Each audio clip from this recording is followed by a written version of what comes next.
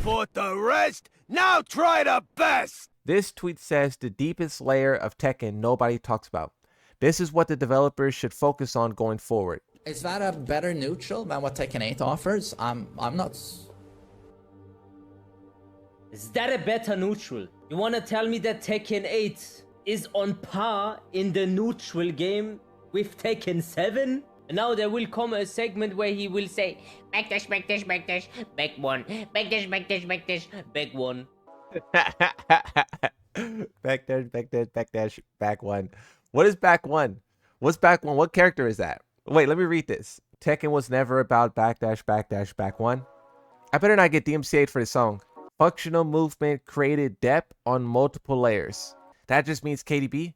This sounds like I'm gonna get DMCA'd for this. That's why older gameplay looks so much different. 2 gens. Defensive ability was prominent. Mindful offense created depth. What Tekken 8 is missing the most. 3 players have the best Mishimas in the world. Yes. And we're Historic. This is when Nee was playing Kazuya, right? He wouldn't dare these days. At least. yeah. It's gonna You know that the only way to beat Arslan back then was to confuse him and mix him up. And of course, Kazuya is a perfect character for that. From that. come into play, of course. You're gonna see excellent use of movement here from Kazuya, but not only that, lightning quick mix-ups. Yes. He has not Deliberately giving each other space. gone to them yet. He's waiting to find an opening. Both players spacing and scanning for their opponent's mistakes. This is the thing, right? When you talk about what Tekken did, they did what they did because of this. They did what they did because good players could just wait, scan, like, you know, read you, and then once you do something stupid, they'll kill you. Tekken wants an audience to where a lot of people just want to recklessly press buttons. This is why you see GODs with 40 defense. I know people try to make fun of me for being GOD with like 67 defense or whatever I have, but there's people who are far worse, right? Where they have like 40 defense, 30 defense. You can even find some of those. That's kind of what Tekken wants. It's like people who don't care nothing at all about defense. They're not even considering the defensive elements of the game. They're just literally pressing buttons, and people can get very, very far. I've fought people who offensively would give you a run for your money, but as soon as you start 3-1ing them with Yoshimitsu, they crumble. Okay, chase them down there with the Shining Fist combo. Oh, and the sidestep from Arslan. Oh, he's keeping him on the ground. Look at this. This is crazy. So Spacing, searching for an option. He tried to do a low poke, and then he whiffed. Nee read the whiff, and then responded with a rage drive, and that rage drive is going to kill. In Tekken 8, this low here from Kazumi probably gets more range, more distance. Kazuya gets hit, and then not only does he get hit, this low from Kazumi probably goes into some crazy stance for free offense. That's kind of what Tekken is now. Oh! What a whiff punish! And the devil comes out. Yeah, bro, what now? Heat burst, heat dash, fucking 50-50. 50-50 on block into 50-50. Guard break into 50-50. Like, I can do that too, you fucking man-child. Fuck rank. So far, what Medusa said isn't wrong. What will Mayman say? Extreme example, but this is kind of pressure never existed before in Tekken. Yeah, look at this pressure.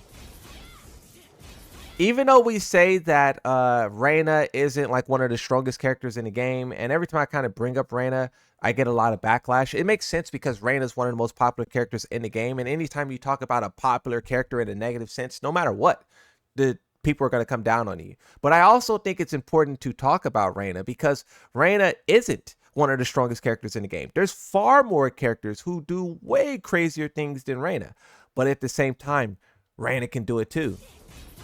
Right? Reina can jam you up too. Look at that. He guessed wrong. Because a lot of people will say, oh, why don't he just do this? Why don't he just do that? He tried it. It got cooked. Hold back and pray while getting chipped away. Yeah, exactly. Guard break. For 1-1-2 for a perfect. Guard breaks should be less effective. Like her doing that roll, you know, Oki into a guard break is kind of cheap. A lot of characters can do like heat smash guard breaks, you know, guard break heat smash, taunt heat smash. The guard breaks just need to be a little bit more fair. And it's weird because in Tekken 7, we all gave feedback on Fakarum's guard break, and that feedback fell on deaf ears. And not only did the problem get worse, but they gave it to more characters. That's the kind of thing when players say they're not listening, that's kind of it. But see, here's the thing. Even while I'm analyzing this, I still have faith in them doing the right thing in season 3. I don't know, maybe I'm just gullible, maybe I'm just, you know, but I don't know. I just feel like what they did with the DLC characters, with Nikatsu overseeing the patch notes now, a lot of the things, I could list it out. I won't waste time listing it out, but I just feel like things will be right. But we'll see though, we'll see. Okay. This is before, I might upload this as a video, so I'm saying this for the people as a video. This conversation is happening before the Tekken World Tour Finals, so we don't know what they're going to do. I think this. So Devil Star, one of the most creative Gen players of all time. And it's him doing plus frames. This is season 2, by the way. You can see the 2.8 update. What update are we on? 2.81. So this is one update behind. And this is him playing peak Gen Kazama. And his plus frames. Okay, here's another clip from Medusa. Horror movie, guys, okay? And the monster comes into the fucking screen after fucking 2 minutes of the movie has started.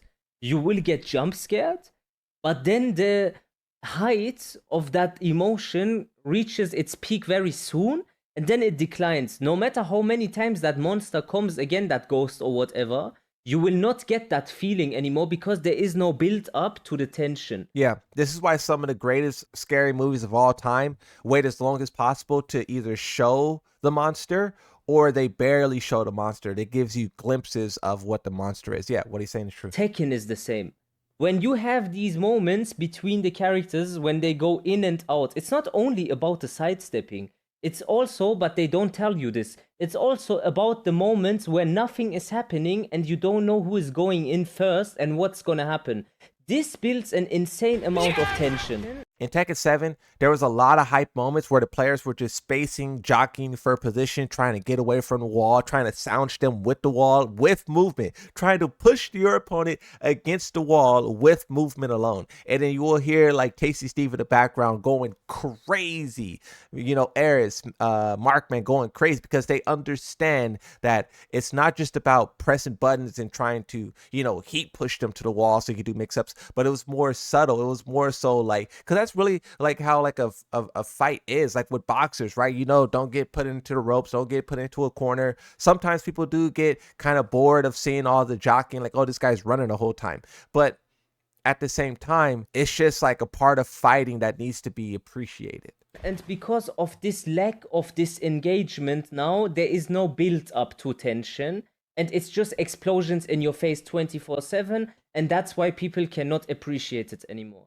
Yeah, that's true. Tekken 8 offense is overwhelming because it's disproportionate.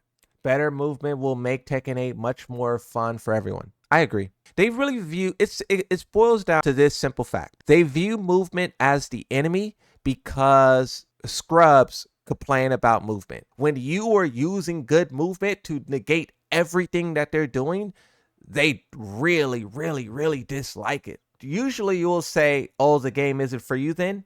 But Tekken is saying, no, we want the game to be for you because they want more players. They want a bigger audience. They want a mass appeal. So usually you would say, okay, the game's not for you. Go play something else. But no, you guys are complaining about this. Overhaul everything to be this way. Your games will automatically become less stressful because both players will have to be more mindful with their offense. In Tekken 8, the biggest game plan is literally to never give your opponent a chance to attack. The more you can exploit this, the higher your success. This is why you see players with 50 defense in God ranks. Defense is literally a relic of the past. And going back to the idea of like spacing being boring, this is how a lot of people who aren't like real diehard players view Tekken. They view the spacing like this, where it's like, oh, these guys are just running around and stalling and, you know, get in there, get some action going. It's two things happening. It's one, them trying to decrease the skill gap, and it's two, them trying to force excitement.